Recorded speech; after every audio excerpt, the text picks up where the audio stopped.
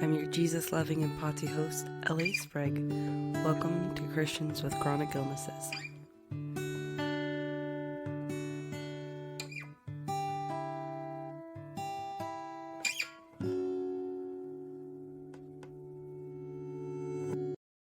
April, thank you so much for being on the podcast. I really do appreciate it very I'm thrilled much. to be here. Aww.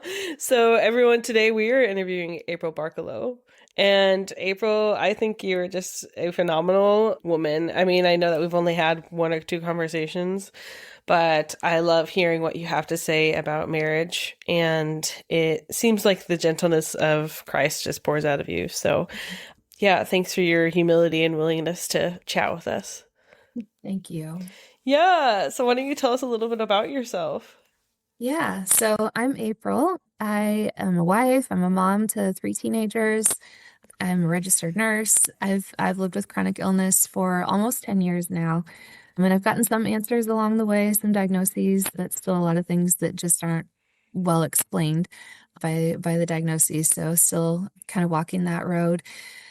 And yeah, I love gardening. I love history. I write historical fiction. I'm working on getting hopefully published traditionally in the next couple of years. Mm. I love crafts. Yeah, that's a little bit about me, I guess. Yeah, I do you have any of your writings out right now that we could go look at? I do. So I have a newsletter that I send out once a month, and I have a novella that's available for free to newsletter subscribers.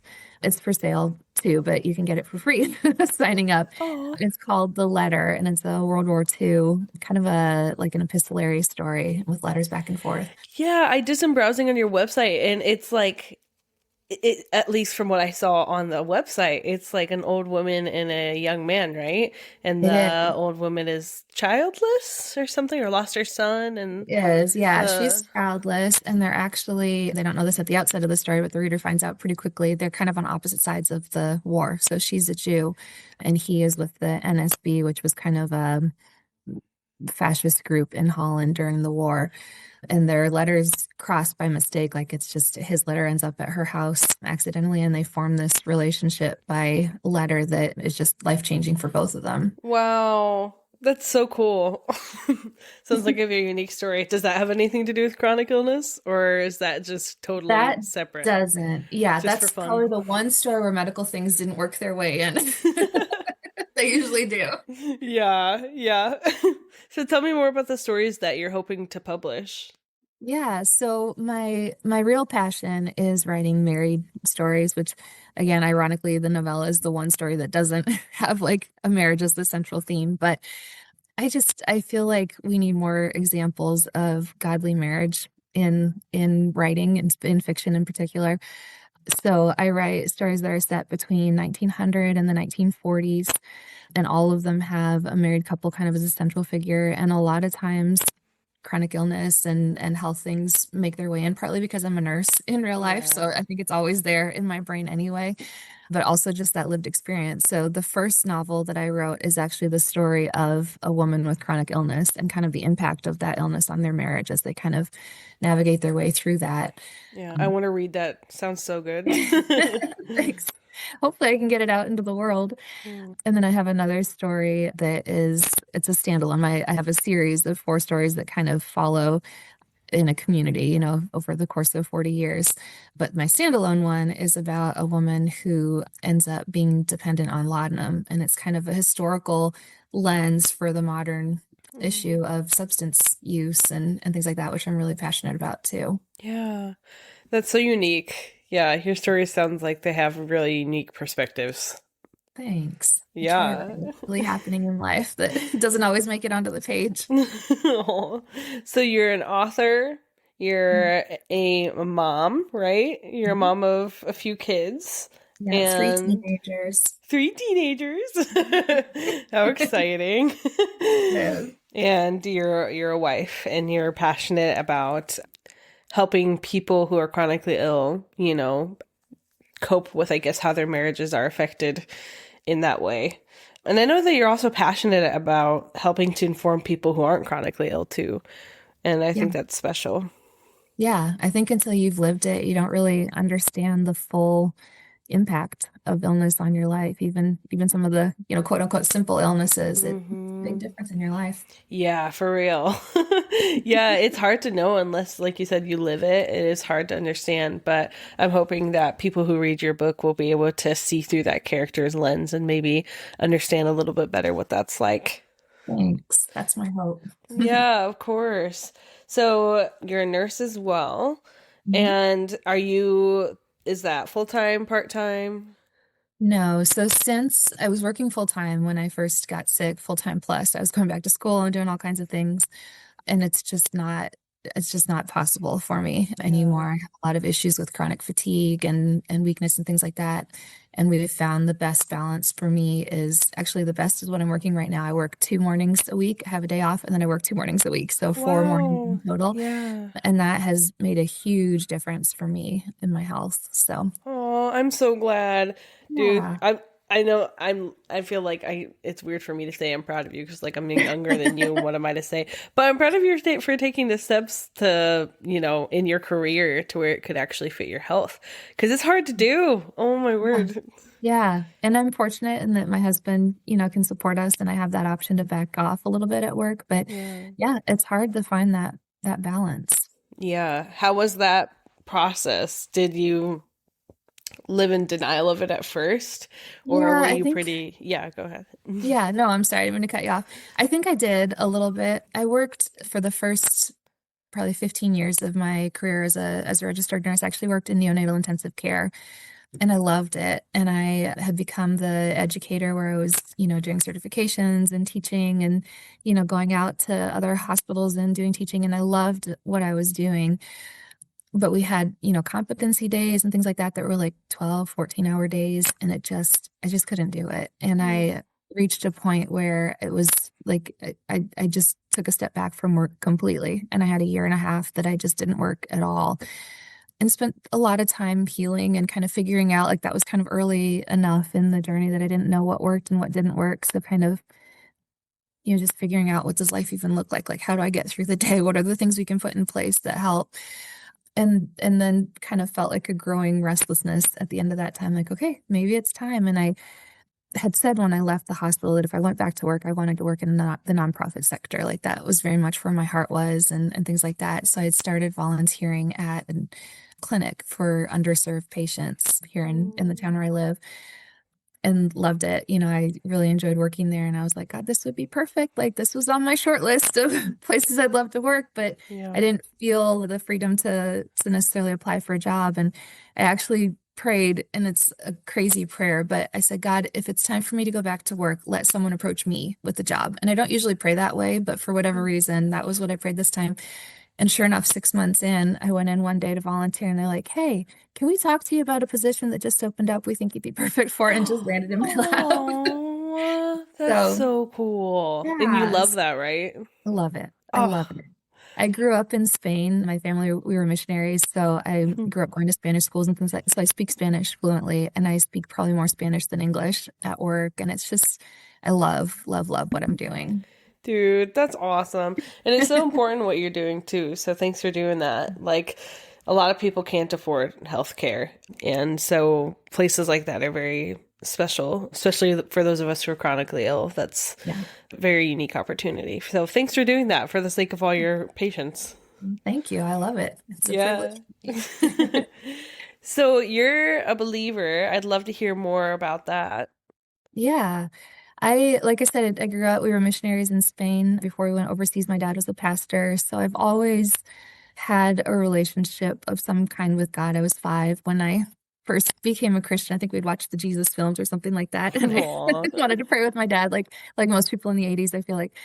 But I don't think my faith really, really became my own. I mean, somewhat through middle school and high school, but definitely in college. And I had kind of that classic that you hear a lot of people have, like that crisis of faith in college. And it wasn't that I was Yeah. going to walk away from the church. I think I reached a point where I wasn't sure if I could trust God. And I Mhm. had a lot of anxiety and fear and just I had a really hard time letting go of whatever he might have for my future and trusting him with it, including, suffering and things like that. But even my plans for the future, like I had always thought I was going to be a missionary. And that was part of why I went into nursing. I was like, this is a practical thing I could take like anywhere in the world. And, Yeah, that's so I wanted to relatable. be a Yep. nurse. Yeah.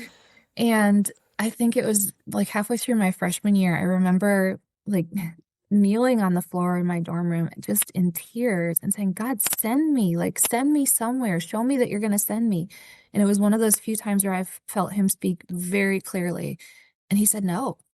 He Wow. said, I'm not sending you, you don't go.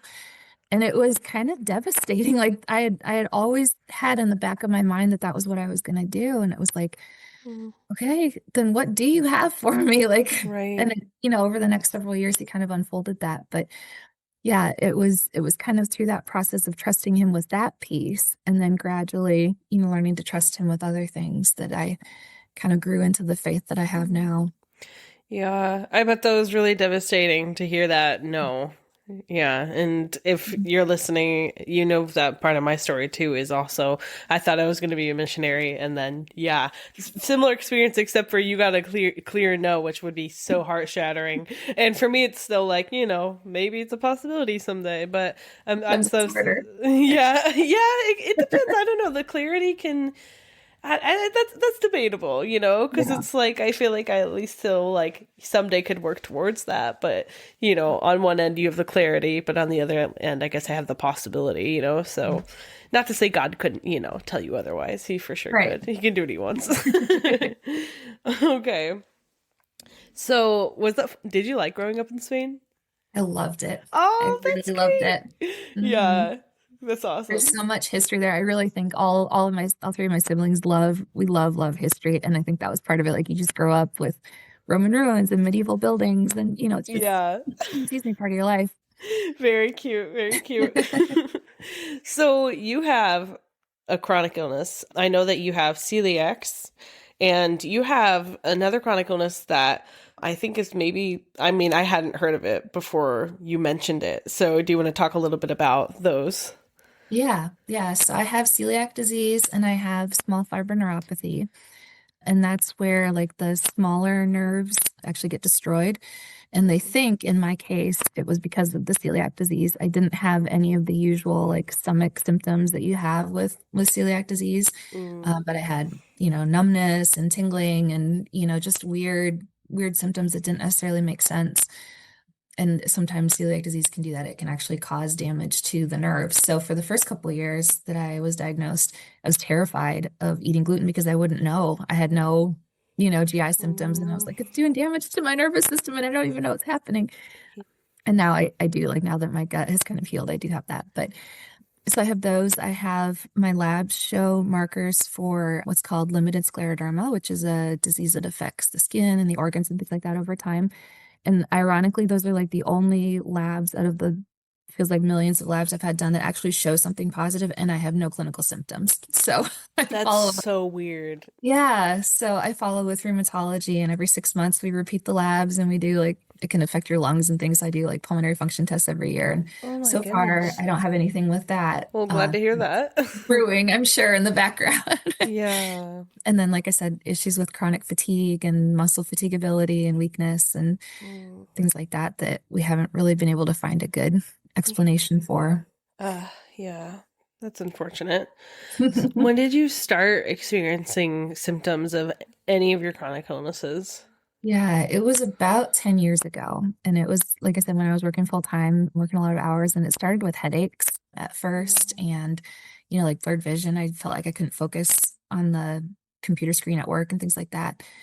And about the time I got in and had my first round of tests and they did like a brain MRI first, they were thinking, with some of the weakness and fatigue and things that develop pretty quickly, they were thinking like MS or something like that. And by the time I got in for those first studies, it just snowballed and the symptoms just kind of Mm. accumulated from there. And then over the next few years, I had mine is strange. It's always there, the fatigue and things like that. Mm. But I have really distinct sections of time where it's significantly worse, like hard to function. Oh, wow. And during those times, they usually last anywhere from 8 months to 2 years was the longest. I'm in one right now, but actually it's been the least severe I've had. And I think I credit my work schedule and like learning to Oh, balance a little bit better with yeah. some of that. But yeah, during those stretches, like I use a cane to get around. I have a lot of dizziness. I have a lot of, just fatigue. My muscles start trembling after a while just from standing and using them. I ended up getting a wheelchair that I can use for longer distances, if I want to go to the zoo with my family or something like that. Yeah. So yeah, it was pretty life-changing. Oh, do you say you want to build a zoo with your family? No, like if we Oh, go, I feel like I have a zoo. oh, Having three kids and cats and whatever. No, just like if we want to go somewhere where there's more walking okay. involved. I was like, wow, okay. Yeah, We that are doesn't fit in food ambitious. plans. Okay, I was impressed. So, sorry, what was the first symptom that you think that really like caught your attention? Yeah, the first one was headaches. It was headaches. Headaches, Right, like at in the work and then leg. blurry vision and yeah. Yeah. And I do have migraines now that have been diagnosed and have meds and things Yeah. to manage that. But yeah, these were just weird, like I Yeah. call them fatigue headaches, like at the end of the day when you're tired. But Yeah, man. And you said that that's because your nerve endings die? Is that what you said? the neuropathy, yeah, the nerve endings actually die off. So I have like Wow. numbness and tingling. I'll have when nerves die, they tend to cause like a burning feeling sometimes. Mm. So like in my toes and in my fingers and up into my calves, like it'll be like hot daggers kind of stabbing me Oh, sometimes. So ouch. That sounds yeah, painful. not all the time, thankfully, but yeah, Yeah. some And people is have that it. what's causing the issues with muscles and walking and things They like that? don't think so. No, the doctors that I What? talk to don't think it's related. So I still have something Really? undiagnosed that causes the chronic fatigue and the weakness and everything. Oh my goodness. Okay. I didn't, yeah, okay. I just assumed that those were connected. Okay. So Yeah. you have celiac, Hmm. which I would love to hear more about that, as Yeah. well as the neuropathy and then something else. Something else. So, what is the celiacs? So celiac means you can't have gluten, and it actually, if you go on eating gluten, like wheat, barley, rye, products that have gluten, which is the thing that kind of makes your bread actually taste good and feel good, like the texture, Yeah. that stretchy texture. If you go on eating it, it can actually increase your risk of cancers. It can shorten your life expectancy. Like it can actually have some pretty serious effects of Wow. celiac disease. But in the moment, most people have like upset stomach or they'll get Mm, brain fog or they'll have diarrhea or something like that if they eat, yeah. accidentally or on purpose if they eat gluten. Okay. So it's one of those diagnoses that until I had it, I didn't, I just, oh, well, you can't have gluten, no big deal. You get gluten-free or whatever. Mm, But you don't realize how social eating is. Like every time yeah. there's birthday or retirement or, whatever, you have cake and everybody sits around eating cake, right? Well, if you have Yeah. celiac, you're sitting there just watching everybody eat cake. Yeah. Or, Aw. the biggest thing with celiac is the cross-contamination. So even though something is gluten-free, if it's cooked on, certain types of cookware that can kind of harbor gluten or your spices are What? contaminated or whatever, like that's the thing that really causes the stress and the Oh. frustration. I joke with my husband all the time, like I've got all these weird health things, and the thing I complain about the most is probably the celiac disease because Really? it's Just just it's inconvenient. a barrier. Like, and I Mhm. think that was the initial experience in general with chronic illness for us Mm, was just this feeling of barriers. Like, I can't eat in all the places that people eat. Like, there are right. 5 restaurants that I can choose from, or I can't, Right. travel on, like, we'd love to do for our 25th anniversary in a couple of years, we'd love to do a train trip out west. And, Oh. a lot of them are all inclusive packages. I'm like, I don't know that I can eat the food. Like, Right. Yeah. things like that. And then with the mobility stuff, like you go to a store and a lot of times, especially smaller stores, if they have like a wheelchair or an accessible entrance, it's Mhm. not the main door, it's around the back somewhere. And you feel like a second class citizen, going in. Aw. And Yeah. it was eye-opening for us, I think, like all these barriers that you don't even realize are there when you Mm. have a healthy, able body Yeah. that just feel like, being left out of things. Mhm. Yeah. That sounds really discouraging. Is your household gluten-free too? Like, do We, you yeah, so we moved about a year ago, and when we moved, I was like, can we make things as gluten-free as possible? Like the pantry Yeah. now is all gluten-free stuff. And we have one little cupboard for gluten, and we have Really? pots and pans that, yeah, we kind of flipped because our old house was the opposite. Like I had one little shelf with my stuff, and then the rest Oh. And I would love to go fully gluten-free, but like I said, we have three teenagers, and Right. honestly, gluten-free is expensive when you're feeding teenagers, especially. So, I bet. Yeah. yeah, once they move out, like my husband has said too, like we'll be fully gluten-free, and it'll make life a lot less complicated for me. But Aw. Yeah, I hope so. What's your favorite restaurant that is gluten free? so chain restaurant wise, Red Robin actually does really well. Red And Robin. and they've got Really? good burgers. Their fries are in a separate fryer. They don't fry anything with, I mean, you'd want to check with your like local Red Robin, but other chain, they do really well. So that's probably my Good to favorite. know. That's probably my favorite, like, bigger one. Hmm. And then we have a kind of a series of like local restaurants in the area here that are owned by a couple of the same people. But all of them have scratch kitchens that do really well with gluten. So I could do like Dude, yes. chicken, I could do, yeah, like pub style food. It's kind of nice. Yeah, that's awesome. I'm happy to hear that.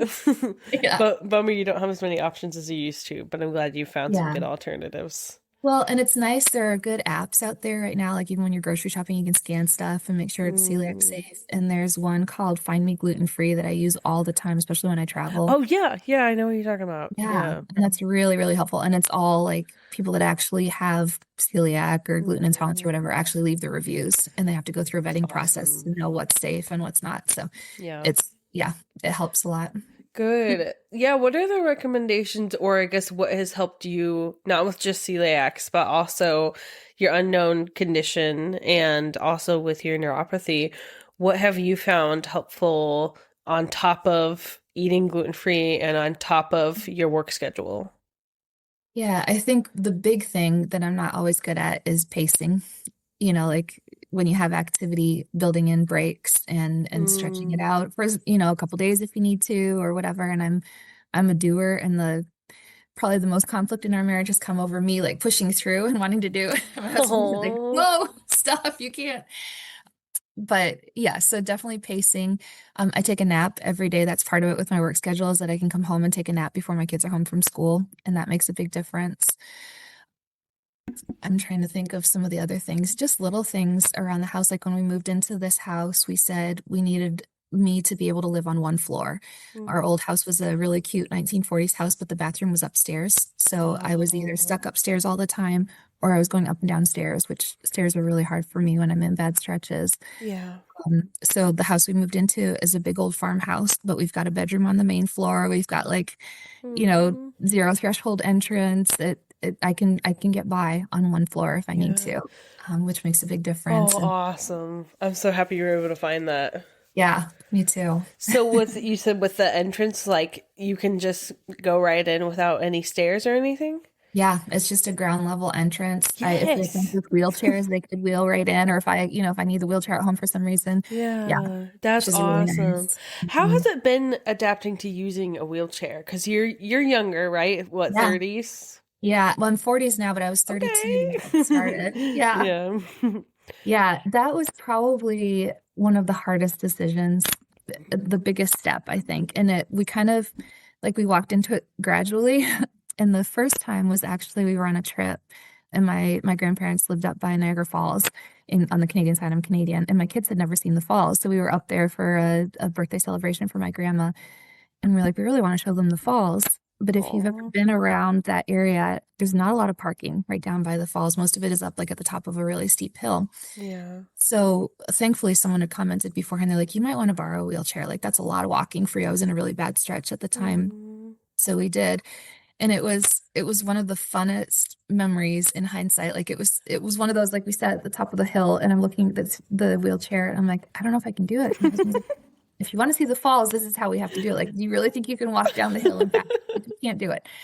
So we got in, and it was in March that we were there. And I'm not kidding, the hill was like felt vertical. And Yeah. so the whole way down, I'm like gripping the handlebars, like, please don't drop me, please don't drop me, please don't drop me. It's like Oh, holding me down all the way down. And we had a great time down by the falls. Like we could walk the whole length of it. And I was in the wheelchair, so it didn't totally wear me out. And then yeah. the return trip back up, because it was March, like there was salt for the snow everywhere. And my husband could not get traction to go up this steep Oh, hill. poor It guy. was, We died laughing. I mean, it was one of the Oh, funniest. I mean, we made it, thankfully, and I felt badly for him because it really was a lot of work for him. He was laughing as hard as I was. Like, it was just hilarious. that's We finally made it back awesome. up.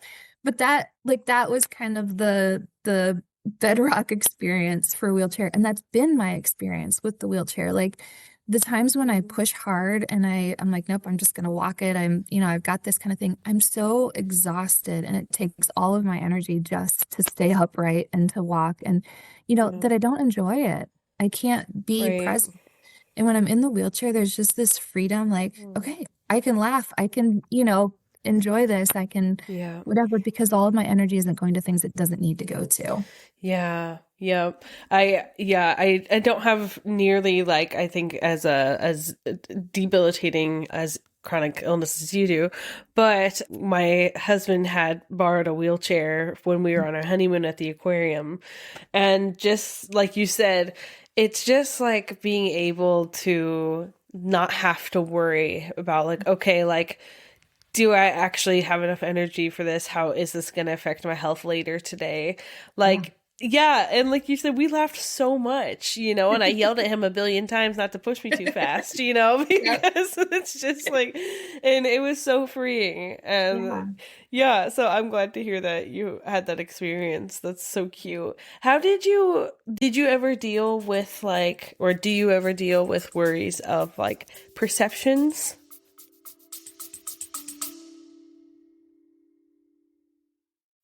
Thank you so much for spending your precious time with Christians with chronic illnesses. Your support means more to us than we can even describe. If you have a desire to donate or join a subscription for Christians with chronic illnesses, please see links in the show notes below. Yeah. I mean, it again, it's an eye-opening experience. You realize how seldom I make eye, and this is terrible. It shouldn't be this way. I'm a nurse even, but Mm, how seldom I make eye contact with people in a wheelchair or, like it's little things like that that you really become aware of when you're sitting like, much lower than everybody else in a crowd or whatever. So I mean, that was an adjustment. Like, hmm, I don't know, you just, again, there are barriers, right? You don't think about it until you have to have them. But I think the thing I worried about more was how it would impact my husband and especially my kids mm, because they were little when this started. My daughter was 5 and my son was 10, and then we had an 8-year-old in between. And like there was one time where my daughter was cheering for her elementary school at a basketball game, and she was so excited about it. And she's like, "Mom, are you gonna come and watch me?" And I was having like an exceptionally bad day. Like I'd been on the couch all day, I couldn't hardly get up. And I was like, I don't know if I can do it. I said, if I go, I'm gonna have to use the wheelchair. And I'd never used the wheelchair for a school function or anything like that oh, before. Like it was just when we were out other places. And she's like, then bring the wheelchair. That's okay. I'm like, okay. oh, So we got in there and she's across the gym with all her friends and I can see all of her friends like looking over and here I am. I was walking a week before, like and all of a sudden like it had to have been so wow, weird for them. And all I could think was she's gonna be so embarrassed. Like she's gonna be humiliated that I'm sitting here in a wheelchair. And but I yeah, was there, I was able to cheer for her, whatever. And we got home and I said, how was that for you? Like, were your friends oh, wondering what was going on? Like, was it really awkward or whatever? She's like, no, I just told them sometimes you use a cane, sometimes you use a wheelchair. That's just our life. And she just like moved on with it. And I was like, okay, maybe we're oh, okay. that's so awesome. Yeah. I love that. It shows you were like maybe, overthinking it or worried about nothing, and that your daughter just like is happy that you were there. And I also think it was very wise of you and a good mom move to check in with her after and ask how that was for her. That was so considerate of you. I think I was embarrassed. So I wanted to make sure she wasn't. Oh, that's so cute. So you have a lot of perspective from being a chronically ill person. And I know that you mentioned that you're a nurse and you keep emphasizing over and over again, like, oh, I didn't know this until, I got sick. I didn't realize this until I was in a wheelchair. So for nurses listening or for doctors listening out there, do you have any advice on if they're able-bodied and maybe can't really empathize with being chronically ill or having all these mysterious symptoms? Do you have any advice for a professional listening right now? Yeah. I think I think for me, at least, sometimes I get so caught up in finding the answers for people and just fixing the problem and things like that that I miss noticing that there's a person in the middle Oh, of it and we don't intend to do it. I mean, we right. mean well, we're trying to make their lives easier and things like that. But I think sometimes I forget to think like, what kind of impact is this having on their life? And sometimes it's simple complaints that don't seem like that big of a deal to me, like eat a gluten-free diet, right? Yeah. That I don't always realize how seriously that's impacting their life. So I think Mm. taking time to acknowledge that there's a human in the middle of this cluster of symptoms, but also then listening and not assuming that I know. And that's something that I still am working on because I have my experience, but I don't have everyone's experience. Mhm.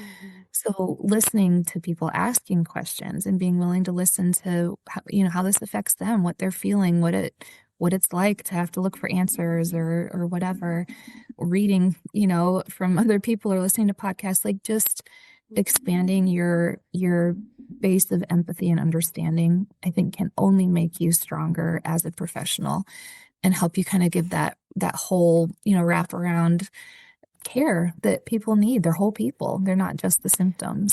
Yeah, absolutely. Thanks. I think that's helpful. If you're listening and you're a medical professional, we're very happy that you're here. It's so, I think, caring of you to try to listen to a podcast to understand your patients better. So kudos to you. Thank you.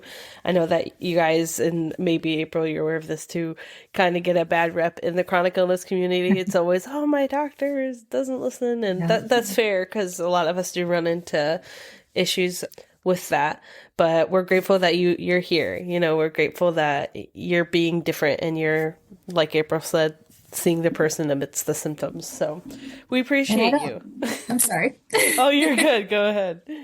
I was just going to say one last thing for any medical professionals that are listening. I don't think you realize the impact it has when you do listen, when you do care, because that's not always the experience we've had, especially if you've gone years and years looking for answers and you feel like Yeah. I mean, you start to doubt yourself. Like, am I just crazy? Am I making this up? Am I Yeah. being melodramatic? Am I, whatever? And the doctors and the nurses and other medical professionals who have just little things like put a hand on my shoulder and said, this must be really hard, or I'm so sorry that we're not finding answers, or just acknowledging that this has been a long road, or that, whatever. Those people stand out and made such a massive difference to me, even as a nurse, Mm. just that encouragement. So I guess an encouragement to you to take Mm. that time and just show them that you care. I don't think you can overestimate how much that means. Yeah. Yeah, I had a doctor who he just like looked at some interactions between me and other doctors and just like looked me in the eye and was like, they were mean to you. Like Mm. they didn't need to do that. And just to have that one doctor, like just the one who can, like you said, touch you on the shoulder, look you in the eye. I've had other doctors that literally haven't looked me in the eye the whole appointment. And it just means a lot to be actually heard. And even if, you can't find the answer, even if it's above your, whatever, I don't know if it's pay grade, but Your pay grade, but yeah, yeah. And your knowledge base or your whatever. Yeah. yeah, like even if you have to pass this on to someone else, like just that moment can be very, honestly, life-changing for us. It can be very impactful. So thanks for Yeah. that advice. Much appreciated. So I would like to hear more about you and your faith in chronic illness. How have they impacted one another? Yeah. So, like I said, I had faith coming into this, but I think like any of those really hard things we face in life, it gets put to the test. And this definitely did. And I mean, in cycles through the years, I've struggled, but I think over the long haul, it's deepened my faith in ways that have honestly made me reliant on God in ways that I wasn't always, when I was healthy and able to do whatever I wanted to do. And And then that process of trusting him. I mean, not unlike the experience in college early on, we were going to so many doctors. I think in the first 5 months, I had had 30 different appointments with specialists and testing and, Wow. all kinds of things. And all of them were yielding, nothing. And we got not turned away, but sent on from doctors so often that we started calling it the breakup. Like, after the first round of negative tests, you're going to get that phone call from the doctor, like, hey, we don't know what to do, wash their hands of you kind of thing. And Mm. I get it, but it just, time after time after time was so discouraging. And I had one day where I was like, God, I just need a promise. I need something to hold on to.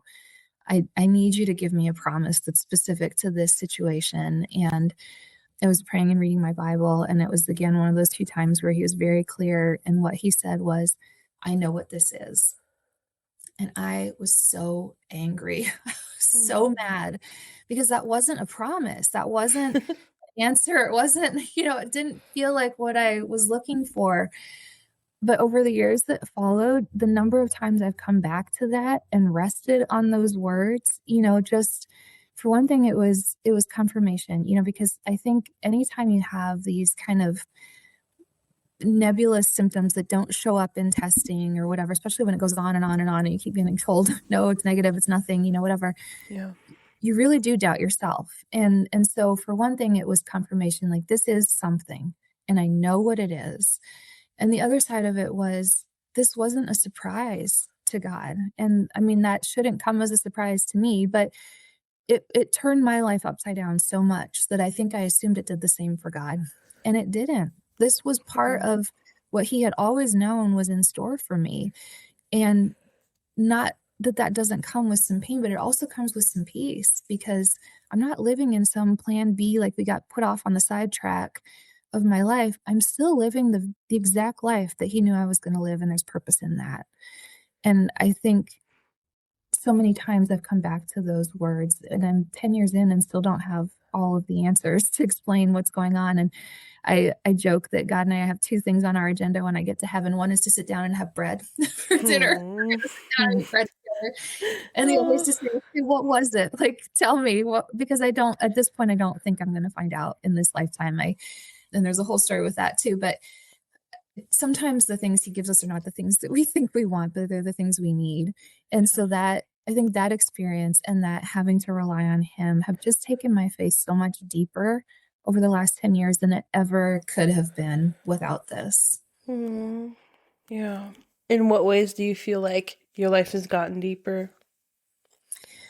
I think the trust, I think my prayer life has deepened when there are things that you can't physically do and they Yeah, have to makes be moved sense. by prayer, especially in things like parenting and in marriage. Like Mm. there's so many limitations with chronic illness. Like I just cannot be the mom that I wanted to be, that I thought I would be. I can't be the wife that I wanted to be. And I talk sometimes about how, with chronic illness, it's like a third person in the marriage all the time. It's Mm. always there. And when you have that constantly, that feeling of not failure, not inadequacy, but just feeling like you just can't live up to everything you wanted to be and you can't do all the things that you want and sometimes need to do, it makes you reliant on God. I have to turn to him. I have to ask him to cover the gaps. And thank goodness I have those gaps and I'm aware of them because I could be living a different life and thinking I have it all together. But it's just taken me deeper. And when I go through these hard seasons, I've learned what it means to really sit with him and to really not get up until he's answered, until he's been there with me and to expect it. And to really, I mean, these scriptures that are theoretical until you've actually gone through really hard things, they're personal now and they're internalized. And they're the first things that come to mind when I hit those difficult patches again. Yeah. Yeah. In what ways do you feel like you're not the mom that you wanted to be? And how have you seen God come through in those ways? I mean, the basketball game is a perfect example, right? Like I would have loved to have been jumping up and down and cheering Yeah. and, having her friends all over to do their hair before. And I Aw. can't do that. But I also see God's grace in the way he's used this in their lives. And I wrote a post one time for, I can't remember if it was for the Mighty or just for my blog, about, 5 reasons why I'm glad my kids have a mom with chronic illness. And I meant it, Oh, you know, wow. because it's developed empathy in them. Like all these things, like we talked about before, that you don't even realize the impact it has on people. My kids do realize, they do Oh. see the barriers, and they're so much quicker to recognize them even than I am. And, things like, when people offer to help and they give you kind of these, just blank check, hey, if I can do anything, my kids have learned that what's actually helpful usually is a really concrete offer, like, hey, can I pick your kids up from school? Hey, can I bring you a meal on Friday? Hey, can I come clean your house? Those things. And they've watched the times when people have done that, or the way we've learned and done that for other people. And it's changed the way that they No. approach people when they need help. Yeah. And even things like my oldest just got accepted to college actually this past week. Oh, He got a scholarship congrats. and last night, and yeah, but he wants to study video game design, and specifically he wants to make video games for people with disabilities, with vision Oh. impairment or, limb differences or whatever. And that came directly from the experience of watching the limitations and the barriers and the things that we experienced through my illness. So God's been faithful, even in the tangible things, to make up for those deficits and to shape their character in ways that I don't think it would have been shaped if they had had a healthy mom. Yeah. But then also just his faithfulness to guide them. I mean, he's faithful to all generations. And I have come back to that verse, or those verses, because it's several places in the Bible, but over and over and over, especially in the teen years, he's faithful. He doesn't just take care of us in our chronic illness, but he takes care of our whole families. And he hasn't forgotten that our kids are growing up in the midst of this, or that they have futures too. He takes all of that into account, and he's good to all of us. Yeah. That's so cute what your son's gonna do. It literally gave me goosebumps. That's so pure. Yeah, I'm excited for him. He's got some really neat ideas. So you're really passionate about marriage and chronic illness. I would love to hear some of the things that you and your husband have learned since you've developed chronic illnesses. Yeah, I mean, like I said, it's like the third person in the marriage. And so one of the things that we've learned and are learning is how to navigate that, how to still have a marriage that's about two of us and not, about the chronic illness. And sometimes that's really hard when you live with Yeah. physical limitations. You can't just set them aside and, pretend they're not there for the weekend. But we've learned just little ways even to connect, whether it's, we have a notebook that we swap back and forth sometimes that we write in, or, sitting on the swing out in the backyard because we can't go for walks because I'm in a bad stretch, or, just little ways to seek out connection in spite of, everything that's going on. And I think one of the other things we've learned is to be honest. Like, this is hard on both sides of the equation. It's hard for me as the person with chronic illness, and, you get frustrated and you get Mhm. discouraged and tired, and in addition to dealing just with the physical symptoms. But this is also really hard for the person who's not sick, whose life has also been turned upside down, and who are left picking up the pieces and doing the laundry and cooking the meals and driving the kids and, carrying the full weight of all of the things that I can no longer do. It all falls on him. And I think when we learn to acknowledge that and to take care of each other in that, Mm. it made a big difference for us. Yeah. How do you not, how do you avoid or correct yourself? I don't know if you've ever struggled with this, but in feeling like a burden in that. That's the that's actually the premise of my book, the chronic illness one is, and I called it The Patient Wife, because you feel like, how can he see me as anything other than a patient? Like, I'm an invalid. Oh, And wow. when you're in those really bad stretches, like I've had periods where thankfully I haven't needed help with everything, but even recovering from surgeries or things like that, where like you can't even shower yourself. Mm. And you feel like he didn't sign up for this. Like, this is not, Yeah. he's not a nurse. I'm the nurse. Like, this isn't what he signed up for. And it's really hard. But again, we made that vow to love each other in sickness and in health. And I Ooh. think that hits a little differently when you hit that. I mean, you make that vow on your wedding day and you think, oh yeah, in my 60s or 70s or whatever. But when Right. it comes at 30, it's a different story. And it's, Yeah. you have to find new ways to love each other in the sickness, in the health, that look different from what normal couples can do. And sometimes it's things like, I one of the best things my husband does for me is make me laugh. And we had at the beginning of this current crash that I'm in, I have some like orthostatic intolerance. I don't have POTS, but I get dizzy and I, have Mhm. moments where like I will actually pass out if I don't sit down kind of thing. Man. And we were at a store like early on in this crash. And in the middle of the grocery store, I was like, I need to sit down. Like you could just, I can feel it coming when it happens. And he didn't make a big deal. He just like pulled the cart over to the side and I like dropped to the floor and I sat on the floor in the middle of the aisle. And for the next probably 15 minutes, there was a candle display across from us. And we love like scented candles and stuff like that. He spent the next 15 minutes like picking candles off the shelf and bringing them over for me to smell. And hey, what do you like think about this one? Like it was just normal life, like no big deal. But those are the ways that he's learned to love me in sickness, that he doesn't brush it under the rug. Oh, it's nothing. You're fine. Get up. But he also doesn't make a mountain out of a molehill. And Mhm. he'll, kind of find ways to help me laugh in it. And I don't envy him the job he's had to try to navigate that and figure out like where that line is. Yeah. But I've needed that levity so many times when it's like it's either laugh or cry, right? And so he helps Yeah. me laugh. Aw. That's so cute. How do you like stay disciplined in your napping and taking care of yourself? And also, how does that impact your husband and your family? How do you guys work all that out together? Yeah. I mean, it's at this point, it's baked into our lifestyle that Yeah. when we, every day after work, I have to lay down, even during the summer when my husband's a teacher. So they're all home for the summer. Yeah. And that's the time when it bothers me the most because you have that guilt and you feel like you're missing out on, Aw. family life because you're gone at work and then you're gone for an extra 2 hours to nap Right. and whatever. Hmm. But we've learned that it's essential. Like if I don't, and this is something that my husband has been really good about, sometimes tactfully, sometimes not, admittedly, but reminding me of, I'm a doer and it kills me when I can't do things like in the summer when I can't be out in the garden all morning or when I can't, work on home improvement projects or whatever. Like my internal drive is always like go, go, go, go, go. Yeah.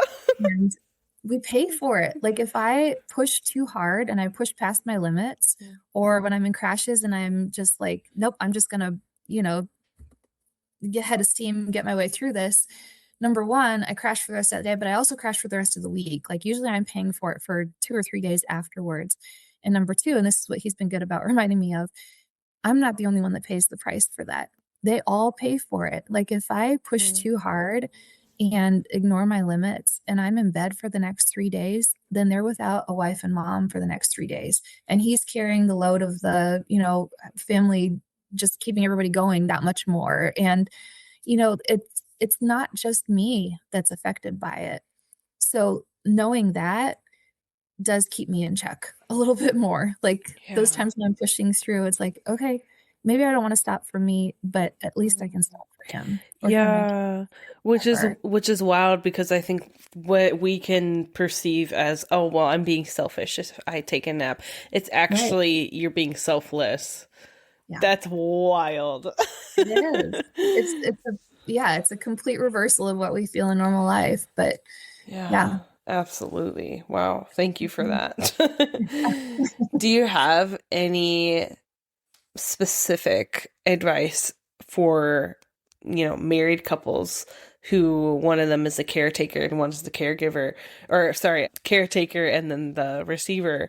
What would be your advice to each of those roles? I think number one, honesty for sure. This is hard for both of you. You both know it. You might as well be honest about it. Yeah. And that's hard sometimes because it feels like judgment on the other person when you're saying, when the person who's healthy is saying, it's really hard for me when you're in bed all day and the person in bed all day can't do anything about it. Like it is hard to hear that. So having the humility and the love for that person to be willing to listen to it without defensiveness, which is really hard. But letting each other be honest about this journey, because this is a long journey. This is not, for most of us, this is not like a blip on the radar, a few months, and then we're on with our lives. Like, this is a lifelong thing. And we're going to have to be, if we're going to have a strong, healthy marriage, we're going to have to be able to talk about it and to be honest with each other about it. But then also on the kind of the flip side of that is having somebody outside of the other person that you can be like really, really honest about it with, so that, because there is an element of hurt in it on both sides, and you have to be honest about it, but you can't hash it over and over and over, right? Mm-hmm. So having somebody that you can talk to, and that's really, I think that has been the hardest thing for us. It's easy for me to find people that can relate to being sick. There are not a lot of caregivers who are willing to talk about how hard it is, or even just caregivers who are in their 30s or 40s, right? Like, statistically, they're usually older people, and that's a whole different set of challenges. Yeah. So for my husband to find somebody who not only is willing to be honest, but who knows what it's like to actually carry this weight, to actually be the healthy person, bringing everybody else along, it's hard. It's really hard. And if you have a diagnosis, I think support groups are a good place to start with that. If you don't have a diagnosis, then you don't have that either. But finding people that you can be honest with, and maybe it's a parent or a friend, even if they can't fully relate, I think it just helps to spread out some of that pressure and take it off of the marriage.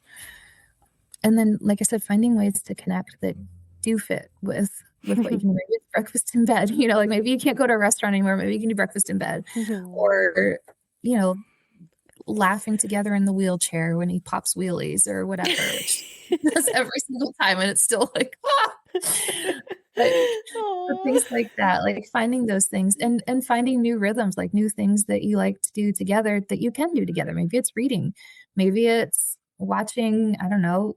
Sometimes we've done like virtual walks through, I would love to go to Egypt. So we've done like virtual walks through Egypt that, we're not actually going anywhere or doing anything, but I feel like I've done something, finding That's those so shared experiences. Where do you find those, like the virtual walks? Like YouTube and stuff like that. You can just, what do you look up? Virtual walks? Yeah, virtual walk. There are people that wear like a What? GoPro or whatever and just walk. And you can go That's along for the ride. amazing. I may look this up myself. That's incredible. Yeah. I also would love to go to Egypt, so there you go. That's awesome. So I know that you had mentioned earlier when I asked, how kind of Christ and your chronic illness have impacted one another, or I guess your relationship with Christ. And you mentioned that God just said, like, I know what this is. And at first that made you angry. And now you've moved to accept it as a form of encouragement. I'm wondering if either you'd want to expound on that or tell us more about ways that you have been encouraged by the Holy Spirit in your chronic illness journey. I think one of the things, and I kind of touched on it briefly, it's really hard when you have a chronic illness that turns your life upside down, that upends your career, your plans for, family, your whatever. It's really, really hard not to view it as plan B for your life. And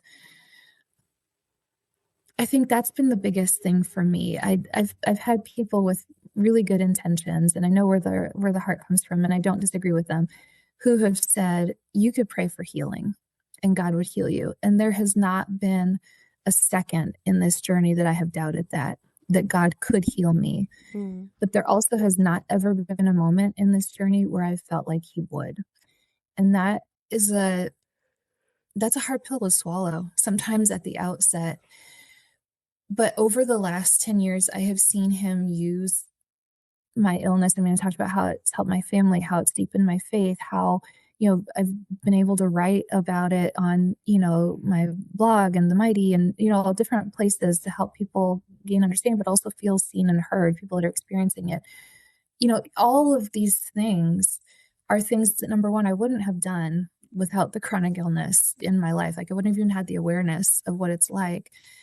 And number two, he has multiplied the impact of this illness so much in the first 10 years that there's part of me that I don't want to be healed. I do, but I don't want to Mm. be healed.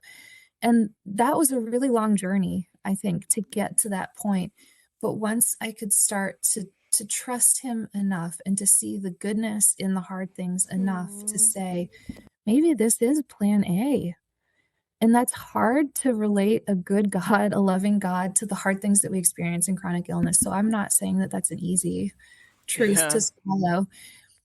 But what if this is plan A for my life? What if this was what he always had in mind and always Wow. intended, knowing that I would steward it? And we don't look at chronic illness as a gift to be stewarded, Mm. but in a lot of ways it is.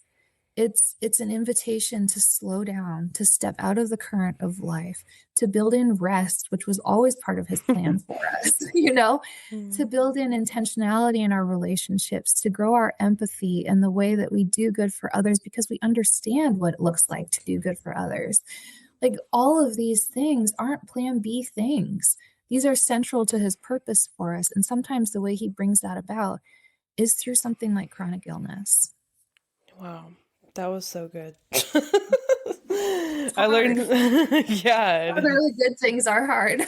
Yeah, absolutely. I think one challenge or and blessing that I've gotten from getting a chronic illness is the need to take care of our body, right? Mhm. Because it's like we all know, oh, I should eat better, I should exercise better, I should sleep better. We all know that.